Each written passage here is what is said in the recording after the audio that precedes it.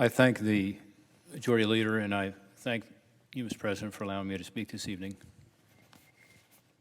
I just returned from the southern border and want to give a brief report and talk about some potential ways forward to deal with what is happening on the Mexican border. I went with the Secretary of Homeland Security,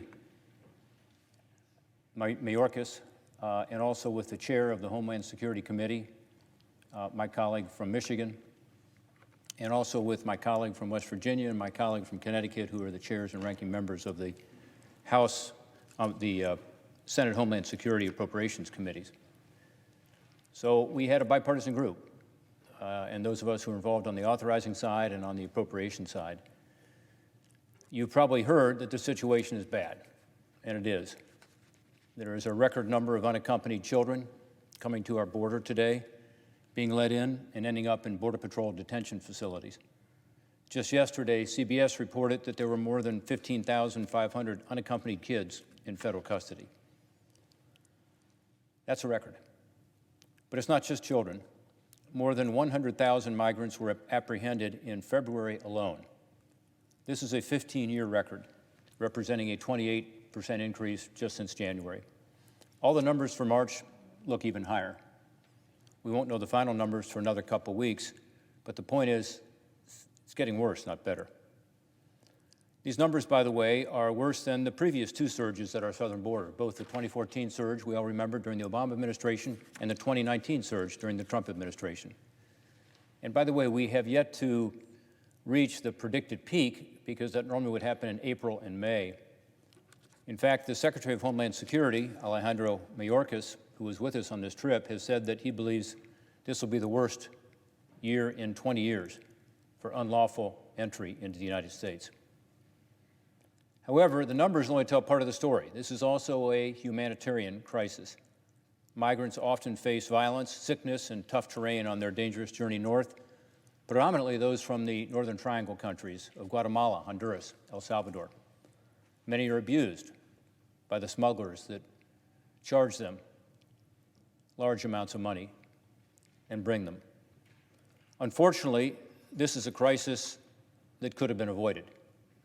On day one, the Biden administration issued 5 executive orders to overturn Trump policies, and since have taken more than a half dozen additional actions to dismantle policies from the previous administration.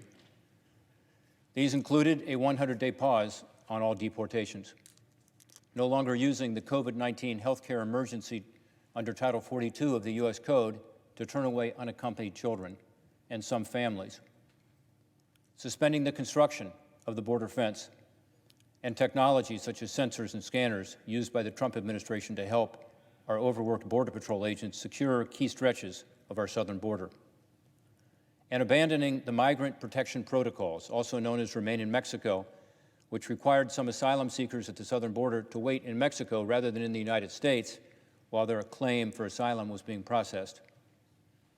And of course, proposing an amnesty bill on day one. The administration has every right to do that, but it creates a disincentive to push back on new migrants coming in who are trying to get into the United States before that amnesty might become law. It certainly does, unless you also make it clear that you don't qualify for amnesty unless you're already here.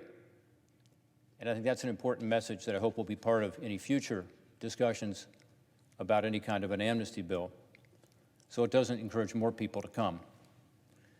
The Biden administration took these and other actions that incentivized people to head north, but then said, please don't come yet. We're not ready for you. It was no surprise that didn't work. An unprecedented number of children and families came to take advantage of the new policies. As I heard on the southern border over the last few days, actions speak louder than words, and the actions of the new administration was clear. These abrupt moves to dismantle the immigration policies that were working to provide a disincentive for unlawful migrations gave the green light to a lot of people seeking a better life, but it also gave the smugglers and the human trafficking groups in the Northern Triangle and in Mexico the ability to convince more families and more children to take the dangerous trip north. It gave them a narrative. and of course they've used it to their full advantage.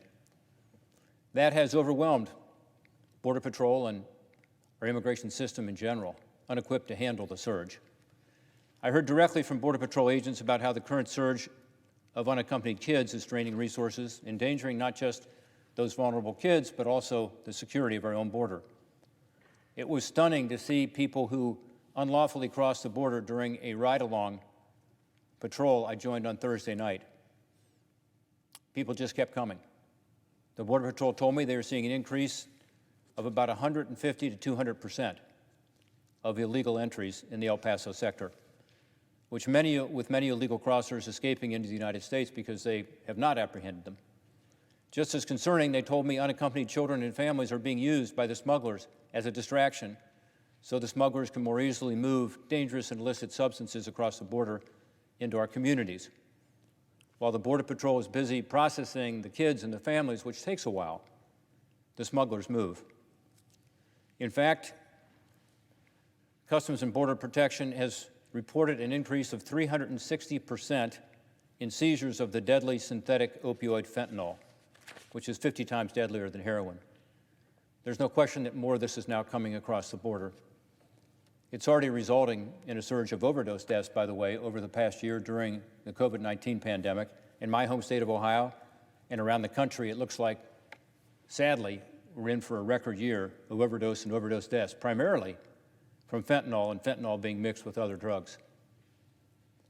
Fentanyl used to come from China directly, mostly through our mail system. Now, increasingly, it's coming from Mexico, since we've passed legislation here to stop it coming through our mail system. Down at the border, I also had the opportunity to visit the facilities where they're currently holding unaccompanied kids. These children are being kept in tightly packed facilities, supervised by overworked Border Patrol agents, law enforcement who should be out on the field. Due to a lack of space for children in the Department of Health and Human Services facilities, Border Patrol is having to detain unaccompanied kids for an average of about 137 hours, nearly double the 72-hour limit required by law. I'm concerned about the well-being of these kids, as we all are, because when the system gets overwhelmed, people, and especially the kids, suffer. And the processing system right now is overwhelmed. It's overcrowded. It's irresponsible. It's a situation you would never want your own children to be in. Not only are these children crammed into facilities that are, by their own rules and regulations, overcrowded, there's no testing for COVID-19 in these facilities. Current policy is going to result in tens of thousands more children being released to our communities, waiting for their immigration court cases. During previous surges at the border that overwhelmed our immigration system, HHS stopped doing background checks on sponsors for unaccompanied kids, and many fell into the custody of abusive human traffickers. In 2014, for example, HHS placed Guatemalan children with criminals who put the children into forced labor on an egg farm in my home state of Ohio, where they were forced to live and work in squalid conditions. It's an issue I've worked a long time on. Between 2015 and 2020, as chair of the Permanent Subcommittee Investigations, I led 3 bipartisan reports and hearings across 2 administrations that found repeated failures by the federal government to ensure the well-being of these vulnerable children once they were handed off to sponsors, as well as a fundamental refusal by HHS to accept that they were responsible for the welfare of these kids they placed with adults who were not their legal parent or guardian. Obviously, we're going to see a lot more pressure to get these kids out to as many sponsors as quickly as possible. And again, I believe we're going to have some of these problems. Last week, I introduced bipartisan legislation called the Responsibility for Unaccompanied Minors Act that will direct the federal government to meet the stringent requirements necessary to ensure children are not abused or exploited by their sponsors, that they show up for their asylum hearings to determine their eligibility to stay in the United States. These are necessary steps to address the current crisis at our border and safeguard these children. By the way, on the debate as to whether to call the chaos at the border a crisis or not, when I was on the border talking to Border Patrol agents, one of them told me, although he believes it is a crisis, that he's fine not calling it a crisis now because he knows it's going to get much worse, and he wants to have something to call it then. He wants to see, like all Americans, concrete actions and a change of course at the border, much more than having a debate about words. By the way, we should all sympathize with those migrants who want a better life for their family. I sympathize with them. I'm sure we all do. There are millions of people around the world who would like to come to our country.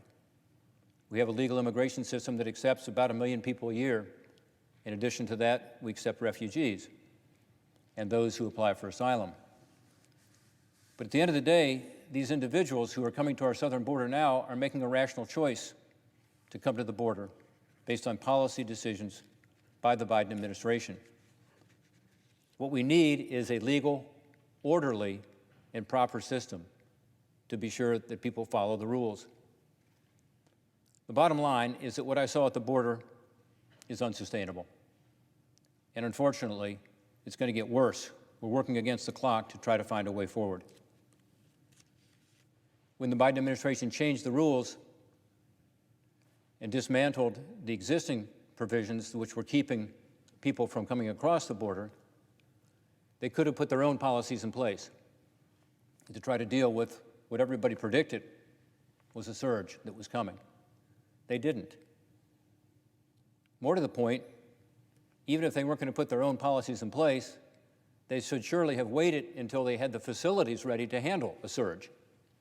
They didn't. And that's why you see this terrible overcrowding at the Border Patrol detention facilities that are holding these kids much longer than they should, and why you see HHS not having the beds prepared that they should have. By the way, some have said the Trump administration dismantled the asylum system. Well, because of the rules they have in place, there were very few people coming to apply for asylum. But the facility that I saw, which was a modern facility built just last year with $48 million of our taxpayer money, was built to try to deal with the next surge. Unfortunately, it's not big enough. And again, it's overcrowded. So you have kids sleeping on the floor on thin foam mattresses with only a space blanket. None of them been checked for COVID. They're living not 6 feet apart, as we're required to do here with social distancing, but inches apart and together. So it's one thing to say we're going to change all these policies. It's another thing to say we're not going to put anything in its place. Or because that's okay, we're okay to have a surge come, at least to be prepared for that surge. And that's not what's happened. I believe there is a path forward for the Biden administration and the Congress to address this crisis. In the short term, then work on medium and long-term solutions to lower the risk of future surges. Here's what I would propose. First and foremost, the Biden administration should recommit to enforcing our immigration laws by providing overwhelmed Border Patrol agents and our Immigration and Customs the help they need to be able to ensure that they can get what they need to be able to enforce the law. That means better pay for our Border Patrol. It also means better overtime provisions. We've got legislation to do that. It also means ensuring that they have the tools they need to be able to protect our country.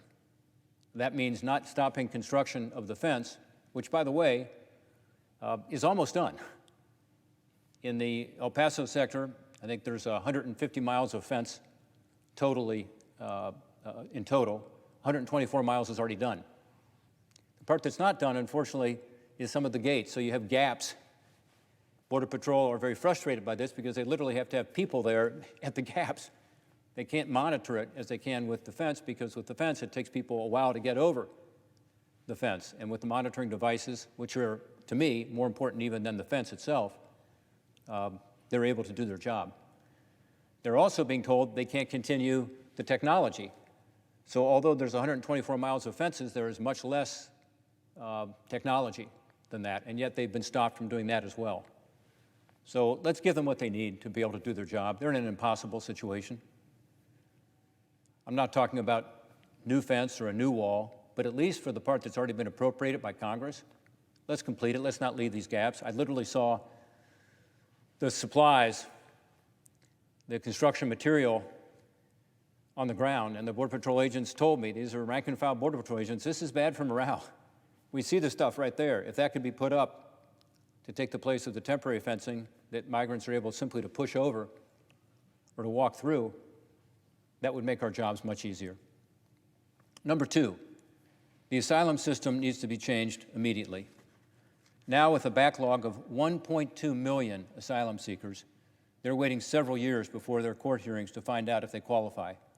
And during that time, they're living in the United States and often vanishing into the United States. We know from the data we have, and by the way, the data is not very good on this, that only about half of them, maybe more, or maybe less, are even showing up for their court cases. We know this because for about 48% of those who are seeking asylum, there are now removal orders out for them for not showing up for their hearings. So about half of them have removal orders to be removed from the country because they haven't shown up for their hearings. Now remember, 1.2 million person backlog, so it may be 3, 4, 5, 6 years before they get to their court case. Is there any wonder that some of these people aren't showing up? Finally, at the very end of the process, after you go through all the adjudication, guess what the percentage success would be for someone to achieve an asylum status? Only 15%, 15%, have a successful claim.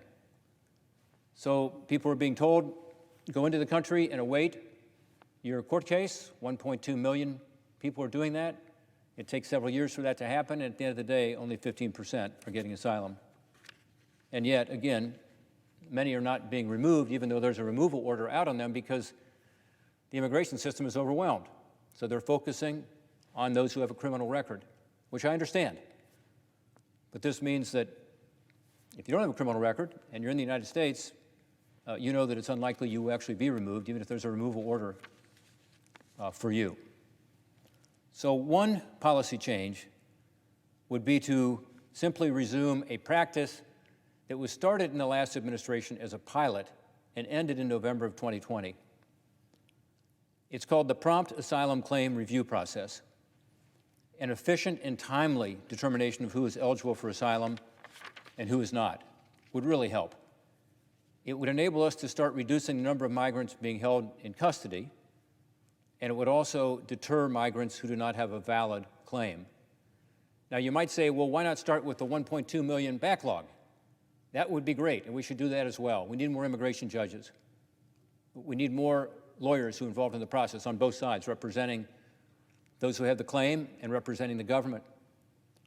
That would be good. But in the meantime, these rapid adjudications on the border with due process would have the effect of deterring the next migrant. Think about it. If you're just dealing with the last person on the list, the person that comes in most recently, it's more of a deterrent than if you're dealing with the person who came in 4 or 5 years ago. Because you think, well, if I get up there and make my claim and I come into the United States and go out to one of our communities represented in this body, then it's going to be 4 or 5 years before my court case comes up. Perhaps there'll be an amnesty during that period or something else, or perhaps I'll just stay. But if you come to the border and seek amnesty and you seek asylum, your claim will be adjudicated immediately. And you may receive asylum or you may not. Again, 15% is the number now. That's the best number we have. That's from 2019. We don't have the numbers for 2020 yet, but most think that's about what it'll be. So I think this is a good system. I don't know why it was ended in the Trump administration back in November. It shouldn't have been. And I hope the new administration will take it up. As part of this, my colleagues from Texas and Arizona, Senator Cornyn and Senator Sinema, have suggested we stand up multiple regional processing centers to rapidly and fairly conduct asylum cases in one location. I support that. I think this idea is consistent with what I'm talking about, to discourage illegal immigration and to ensure that we have a quick decision with regard to asylum. Have all the federal agencies together. Border Patrol, Customs and Border Protection, ICE, the Justice Department, everybody together in one place, HHS, and quickly make these decisions so that people aren't held for a long period of time and so they can have the decision made. I think it's worth the funding because it'll be expensive. It'll be expensive to hire the new immigration judges, to have the system set up, but it's well worth it in my view. Third, to deal with the asylum process, the Biden administration should look at the new Migrant Protection Protocol or Remain in Mexico policy. Remain in Mexico allowed us to keep our detention center populations down in the United States and asylum seekers close to the immigration courts while officials sorted out the claims. Getting rid of the policy only served to overcrowd our temporary housing and sent a lot more people into the interior, awaiting a hearing by an immigration judge. There are concerns about Remain in Mexico in terms of the conditions at some of the camps in Mexico. And although non-governmental organizations play a substantial role there already, perhaps for those who are still in that process, and there are probably 45,000 people who are still in that process. There were initially, or maybe less, but initially there were about 75,000 people. A lot of people have just gone home because they don't want to remain in Mexico for their asylum claim. They'd rather go back to their home in Northern Triangle countries, Guatemala, Honduras, El Salvador. But for those that are there, perhaps there should be more oversight of those camps and more federal funding provided through the UN High Commissioner for Refugees, UNHCR, and others to ensure that those conditions are better. But what the Biden administration is doing now is saying, we're going to stop the program, and they're bringing people over the border. I saw this at the processing center. About 350 or 400 people a day are leaving the Remain in Mexico, the Migrant Protection Protocol program, and coming into the United States. Those people are given the ability to come into the interior. So they're coming into communities in the United States. One thing you would hope that they would get would be a notice as they go through the processing that says, here's your court date. You have to show up at this court date. What we've learned in the last several days, and what I learned down in the border, is they're not being given those court dates. They're given a piece of paper that has 24 ICE offices in the major metropolitan areas of America, and they're told, we don't know where you're going to end up. We don't know where you're going. You're welcome to the United States, but wherever you're going, please check into the ICE office in your region. So my hope is that we can at least get a system together where we don't, again, dismantle a program until we have something in its place, and to ensure people are going to their courts, their court dates, to be able to have the asylum claim dealt with. So on my trip to the border, I asked a reporter to come with me to the border wall because I believe it's important that the public know what's going on. I was surprised to learn that was the first time this reporter or other reporters had been able to kind of see what was going on for quite a while. They haven't been able to come into any of the detention facilities, including the processing center I talked about earlier, where the kids are crammed into, 100 kids crammed into one room. I think the press should be able to see that because I think that'll provide more transparency for all of us. My constituents don't know what's going on the border, in part because the media haven't had that level of access. So I know we have to protect the confidentiality of individual migrants, and I get that. I think that should be done, but I think it can be done, but also by letting the media have that access to be able to have more transparency about the realities of what's going on along the border. So fourth, I think the Biden administration should invest in finishing the work on the fence, as I said, but they should also work to enact something that's even more important than a fence, and that is to relieve the magnet. This is going to involve Congress. We did pass an immigration bill in this body with a strong provision called E-Verify several years ago. It basically says that for employers, there will be a sanction if you hire somebody who is not legal. And the difference with E-Verify and some of the earlier programs that attempted to do that unsuccessfully is that E-Verify lets us use the new technologies we now have to ensure that the fraudulent documents that are often used can be determined to be fraudulent. In other words, you can use technology, facial recognition, and so on to ensure that the employer knows for sure whether the person is legal or not. Again, this requires some federal funding because some of that software for small businesses in particular may be expensive. But to have an E-Verify program that says you mandatorily, by the way, it's not mandatory right now either, so it doesn't have the technology, it's not mandatory. You got to make it mandatory. And to say if you want to hire somebody, you got to run them through the system. Make it as easy as possible, use the technology. You know, in talking to the migrants I met, and my colleagues have spoken to many people who've come to this country, and I'm sure they have the same experience. When I asked them why they were coming here, they all had the same answer, basically, with slight variations, which is, as one guy told me from Guatemala, he can make 10 times as much money here. He cares about his family and their future. The economy is much better here. That's because he knows he can get a job, probably with a document, either a driver's license or a Social Security card that will be fraudulent, but you can buy for 25 bucks. So we need a system here to stop the magnet, right? Don't put the Border Patrol and all of those involved in the immigration system in such an impossible position that we have a wide open system here where anybody can come and work. Let's do E-Verify. That's more important to me than any other enforcement tool that we have. Federal Reserve economists found that states that mandate the use of E-Verify reduce the number of likely unauthorized immigrants who stay in that state. Of course it does.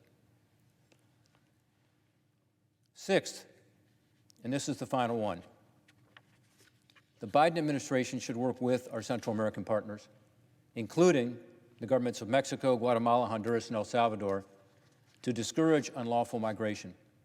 They can do that by incentivizing migrants to apply for asylum in their countries of origin. Some have said this should be mandatory.